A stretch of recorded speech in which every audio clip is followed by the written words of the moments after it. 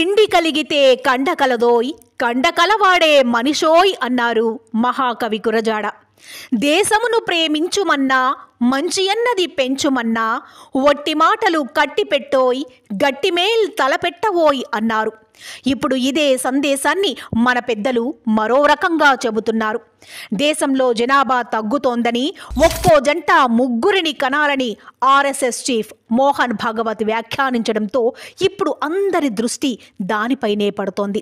మోహన్ భాగవత్ కంటే ముందుగా AP CM Chandrababu పిల్లల్ని కనాలని పదే పదే చెబుతూ వస్తున్నారు. ఎంతమంది పిల్లలుంటే అందరికీ పథకాలొస్తాయని ఆయన గట్టిగా చెబుతున్నారు. చంద్రబాబు వ్యాఖ్యలపై దేశవ్యాప్త చర్చ జరగాలని, గతంలో ఉన్న పరిస్థితుల దృష్ట్యా సంతానం విషయంలో ఆచితూచి వ్యవహరించాల్సి వచ్చేదని, ఇప్పుడు అలాంటి ఆలోచనలు అక్కర్లేదు అంటున్నారు తెలంగాణ సీఎం రేవంత్ రెడ్డి. ఇక తమిళనాడు సీఎం ఎంకే స్టాలిన్ సైతం ఇదే అభిప్రాయాన్ని వ్యక్తం చేస్తున్నారు. తమిళ శ్రేయస్సు దృష్ట్యా ఒక్కో జంట 16 మంది పిల్లల్ని కనాలని పూర్వీకులు కూడా ఇదే చెప్పారని ఆయన పిలుపునిచ్చారు. డబ్బుదేముంది, కుక్కను కొడితే రాలతాయన్న సందేశాన్ని దేశవ్యాప్తంగా నాయకులు ప్రవచిస్తున్నారు. మొత్తం దేశంలో జనాభా పెంపుదల అవసరాన్ని నేతలంతా వక్కానిస్తున్నారు. గతంలో జనాభా వద్దని చెప్పిన వారందరూ ఇప్పుడు కనండి మహాప్రభో, లేకుంటే జపాన్ తరహాలో వృద్ధులతో దేశం ఈసురోమంటోందంటూ వార్నింగ్ ఇచ్చేస్తున్నారు. రాష్ట్రీయ స్వయం సేవక్ సంఘ్ ఆర్ఎస్ఎస్ చీఫ్ మోహన్ భాగవత్ చేసిన వ్యాఖ్యలు దేశవ్యాప్తంగా కలకలం రేపుతున్నాయి. నాగ్పూర్ కథలేకుల్ సమ్మేళనంలో సంతానంపై భగవత్ చేసిన వ్యాఖ్యలు కలకలం రేపుతున్నాయి. దంపతులు ఒక్కొక్కరు 3 పిల్లలను కనాలన్నారు. దేశంలో జనాభా సంతానోత్పత్తి రేటు ప్రమాదకరంగా పడిపోతోందని, ఇలాగే కొనసాగితే కొన్ని సమూహాలు అంతరిస్తాయన్నారు. సంతానోత్పత్తి రేటు 2.1 కంటే తక్కువగా ఉంటే అధ్యయనాల ప్రకారం ఆ జనాభా అంతమైపోతుందని, ప్రస్తుతం జనాభా రేటు 2.1 నుంచి 2.3 మధ్యగా ఉందని, ఇది ప్రమాదకరమని హెచ్చరించారు. ఇదంతా బాగానే ఉంది. దేశంలో ఇప్పటికే నార్త్ సౌత్ గ్యాప్ ఎక్కువవుతోంది. జనాభా తగ్గించుకోవడం వల్ల 5 దక్షిణ రాష్ట్రాలపై కత్తి వేలాడుతోంది. అభివృద్ధిలో దేశానికి ఆదర్శంగా నిలుస్తున్న 5 రాష్ట్రాలు కేంద్రానికి చెల్లించే పన్నులు, కేంద్రం నుంచి వచ్చే నిధులు అంతకంతకు తగ్గిపోవడంతో ఈ గ్యాప్ అంతకంతకు పెరుగుతోంది. నిధులన్నీ నార్త్ ఇండియాకేనా అన్న ఆందోళన ఎక్కువవుతోంది. ఏళ్ల తరబడి దక్షిణాది రాష్ట్రాలు కేరళ, తమిళనాడు, కర్ణాటక, ఆంధ్రప్రదేశ్ పాపులేషన్ కంట్రోల్ గణనీయంగా చేశాయి. ఇలా చేయడం వల్ల అభివృద్ధి సాధ్యమైంది. తలసరి ఆదాయాలు పెరిగాయి, పౌర సేవలు పెరిగాయి. ఇతర రాష్ట్రాలతో పోలిస్తే సంక్షేమాన్ని ఎక్కువగా అందించగలుగుతున్నాయి. జనాభా ప్రాతిపదికన ఆర్థిక సంఘం ఇస్తున్న నిధులపైన దక్షిణాది రాష్ట్రాలు పెదవి విరుస్తున్నాయి. రాబోయే రోజుల్లో దేశంలో ముసలోళ్లు పెరిగి యువతరం తగ్గిపోతుందని ఏపీ సీఎం చంద్రబాబు గత కొద్ది రోజులుగా ఆందోళన వ్యక్తం చేస్తున్నారు. ఇదే విధంగా జనాభాను కంట్రోల్ చేస్తే ప్రమాదమన్నారు. దేశ హితం, సమాజాభివృద్ధిని దృష్టిలో పెట్టుకుని జనాభా పెరుగుదలకు ఆడపడుచులు కృషి చెయ్యాలన్నారు. స్థానిక సంస్థల ఎన్నికల్లో పోటీ అర్హతలపైన హాట్ కామెంట్స్ చేశారు. భవిష్యత్తులో 2 కంటే ఎక్కువ మంది పిల్లలు ఉంటేనే పోటీకి అర్హులయ్యే విధంగా కొత్త చట్టం తీసుకొస్తామన్నారు. రాష్ట్ర జనాభా సగటు వయస్సు ప్రస్తుతం 32 ఏళ్లు కాగా 2047 నాటికి 40 ఏళ్లవుతుందని ఆందోళన వ్యక్తం చేశారు. రాష్ట్రంలోని పలు ప్రాంతాల్లో ప్రజలు ఇతర ప్రాంతాలకు, విదేశాలకు వలస వెళ్లడంతో గ్రామాల్లో వృద్ధులు మాత్రమే మిగిలారన్నారు. సగటు జనాభా పెరుగుదల 1950లలో 6.2% ఉంటే ప్రస్తుతం అంటే 2021 నాటికి 2.1కి తగ్గిందని, ఆంధ్రప్రదేశ్లో ఈ సంఖ్య 1.6%కి తగ్గిందని చంద్రబాబు విచారం వ్యక్తం చేశారు. ఇప్పటికే ఏపీ లోటులో ఉందని, 2 కంటే తక్కువ పిల్లలను కలిగి ఉండడంతో యువ జనాభా వేగం క్షీణిస్తోందన్నారు. 2 కంటే ఎక్కువ మంది పిల్లలను కలిగి ఉంటే జనాభా పెరిగేందుకు అవకాశం ఉందన్నారు. జపాన్, చైనా, యూరప్ దేశాలలో ఇదే సమస్య తీవ్రమవుతోందన్నారు. ఎక్కువ మంది పిల్లలను కనడం బాధ్యత అని, ఇది దేశం కోసం, ధర్మం కోసం తప్పదని హితవు పలికారు. గతంలో తాను జనాభా నియంత్రణ ప్రోత్సహించానన్న ఆయన 2 పిల్లల కంటే ఎక్కువ మందిని కంటే ఎన్నికల్లో పోటీ చేయకుండా నిరోధించే చట్టాన్ని తెచ్చానన్నారు. కానీ ఇప్పుడు స్టాండ్ మార్చుకుంటున్నానన్నారు. నాడు జనాభా పెరుగుదలతో నీరు, భూమి, వనరుల కొరత ఏర్పడుతుందని భయపడ్డానన్నారు. కానీ 10 ఏళ్లలో జనాభా తగ్గిందన్నారు. యువతరం తగ్గితే ఆ దేశం భవిష్యత్తులో ఇబ్బందులు ఎదుర్కొంటుందన్నారు.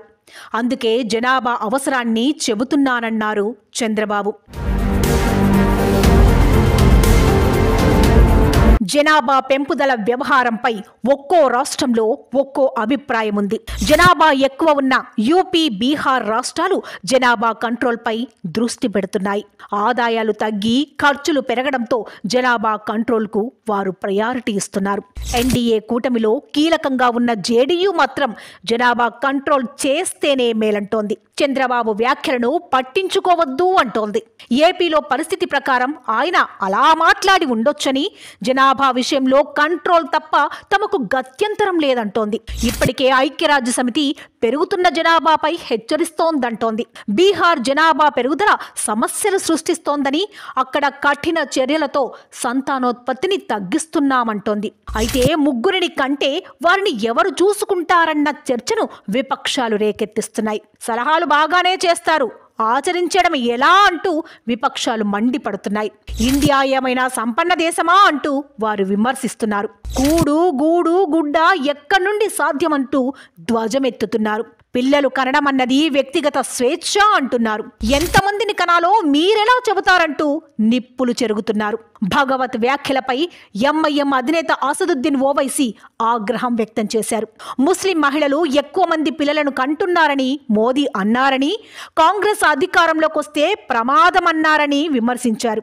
ఎక్కువ మందిని కన్నవారికి 1500 రూపాయలు ఇస్తారా అని ఆయన ప్రశ్నించారు. 2011 జనాభా లెక్కల ప్రకారం దక్షిణాది రాష్ట్రాల సరాసరి వయస్సు ఏపీ, కర్ణాటక, కేరళ, తమిళనాడు, తెలంగాణతో పోల్చుకుంటే చాలా చాలా ఎక్కువగా ఉంది. 2011లో కేరళ సగటు వయస్సు 31.9 సంవత్సరాలు, తమిళనాడు 29.9, ఆంధ్రప్రదేశ్ 27.6, కర్ణాటక 27.4, తెలంగాణ 26.7గా ఉంది. యూపీ సగటు వయస్సు 21.5 సంవత్సరాలు కాగా బీహార్లో 19.19 సంవత్సరాలు మాత్రమే. ఈ సూత్రం ఆధారంగానే విజన్ 2047 ఆధారంగా పనిచేస్తున్న చంద్రబాబు జనాభా పెరగకుంటే అనర్థాలొస్తాయని హెచ్చరిస్తున్నారు. తెలంగాణ ముఖ్యమంత్రి రేవంత్ రెడ్డి సైతం చంద్రబాబుకు మద్దతుగా నిలిచారు. దేశ శ్రేయస్సును దృష్టిలో పెట్టుకుని చూస్తే ఎక్కువ మంది పిల్లలను కనాల్సిన అవసరం ఉందన్నారు. చంద్రబాబు చేసిన వ్యాఖ్యలపై దేశవ్యాప్తంగా చర్చ జరగాల్సిన అవసరం ఉందని ఆయన చెప్పారు. స్వాతంత్ర్యం వచ్చాక దేశ ప్రజల సగటు జీవితకాలం 32 ఏళ్లని, నాడు విద్య, వైద్యం, ఆహారం, మంచినీటి సౌకర్యం వంటి మౌలిక సదుపాయాల కొరత తీవ్రంగా ఉండడం వల్ల జనాభా, కుటుంబ నియంత్రణ అవసరం ఉండేదన్నారు. ఇప్పుడు ఆహారం, విద్యుత్ వంటి రంగాల్లో ఎంతో పురోగతిని, సర్ప్లస్ను సాధించామన్నారు. చంద్రబాబు చేసిన వ్యాఖ్యల పట్ల అన్ని రాజకీయ పార్టీలు సానుకూలంగా స్పందించాలని, అసెంబ్లీ, పార్లమెంట్లో చర్చ జరగాల్సిన అవసరం ఉందని, దేశానికి ఏది మంచిదో దానిపై నిర్ణయం తీసుకోవాలని సూచించారు. కానీ ఈ మొత్తం వ్యవహారంపై భిన్నాభిప్రాయాలున్నాయి. మానవ చరిత్ర అంతటా పెద్ద సంఖ్యలో యువకులను కలిగి ఉండడాన్ని ఆస్తిగా భావిస్తారు. ఒకానొక సమయంలో ప్రపంచంలోని యువత ఎక్కువగా ఇండియాలో ఉందని మురిసిపోయేవాళ్లం. కానీ ఇప్పుడు యువ జనాభా తగ్గుదల ఆందోళన కలిగిస్తోంది. యువత ఏ పనైనా చేయడానికి సిద్ధంగా ఉంటుంది. సమర్థవంతంగా విధుల నిర్వహణలో ఏజ్డ్ పీపుల్తో పోల్చుకుంటే యువతకు ఎక్కువ ఓపికంటుంది.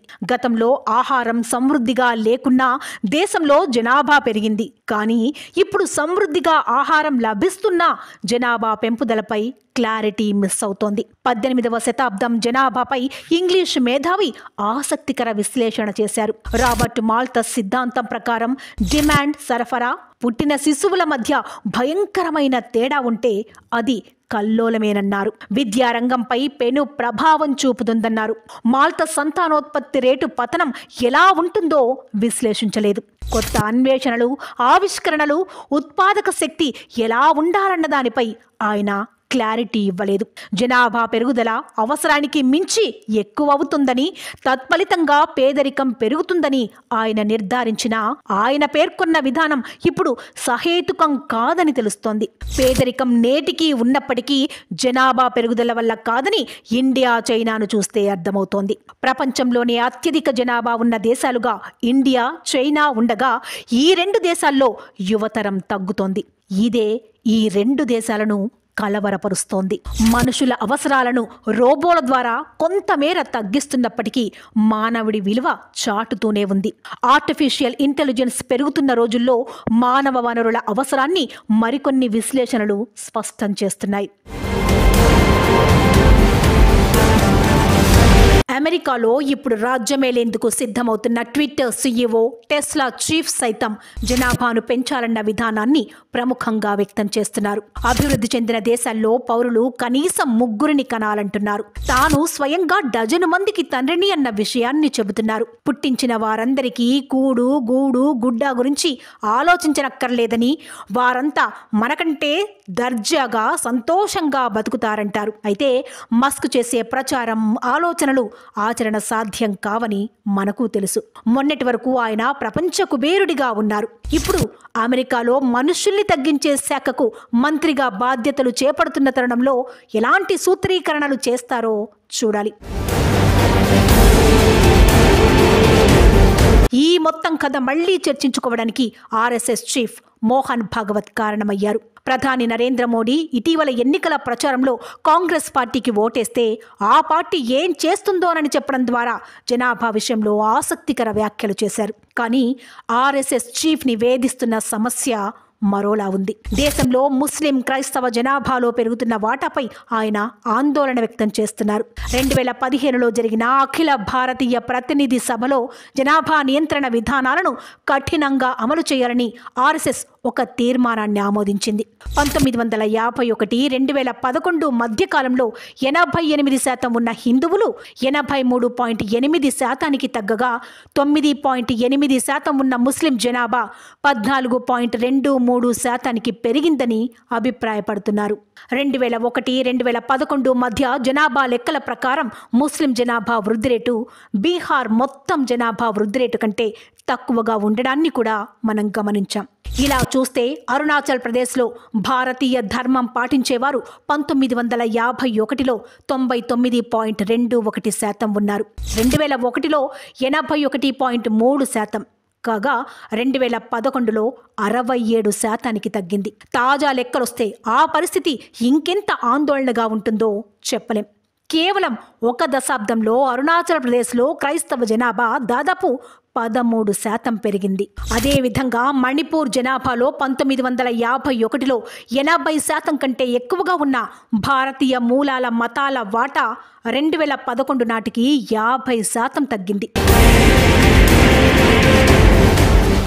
వాస్తవానికి ఆర్ఎస్ఎస్లో ప్రచారకులు సంస్థలో ఉన్నంతకాలం బ్రహ్మచారిగా ఉండాల్సింది. ఇదేం కొత్త కూడా కాదు. దేశంలో మొదటిసారిగా 2001లో సామాజిక ఆర్థిక జనాభా గణన ప్రారంభమైంది. దీంతో భారతీయులు, హిందూ జనాభాపై ఫోకస్ పెరిగింది. గత దశాబ్దంలో ముస్లిం జనాభా 36% పెరిగిందని, హిందువులు 20.4%, క్రైస్తవులు 22.6% వృద్ధి చెందారంది. జనాభా లెక్కలొచ్చిన వెంటనే బీజేపీ సైతం తమ స్టాండ్ పేర్కొంది. ఎప్పుడైతే మెజార్టీని మైనార్టీ స్థానానికి నెడుతుందో ఆ దేశం విభజన శాపాన్ని ఎదుర్కోవాల్సి వస్తోందంది.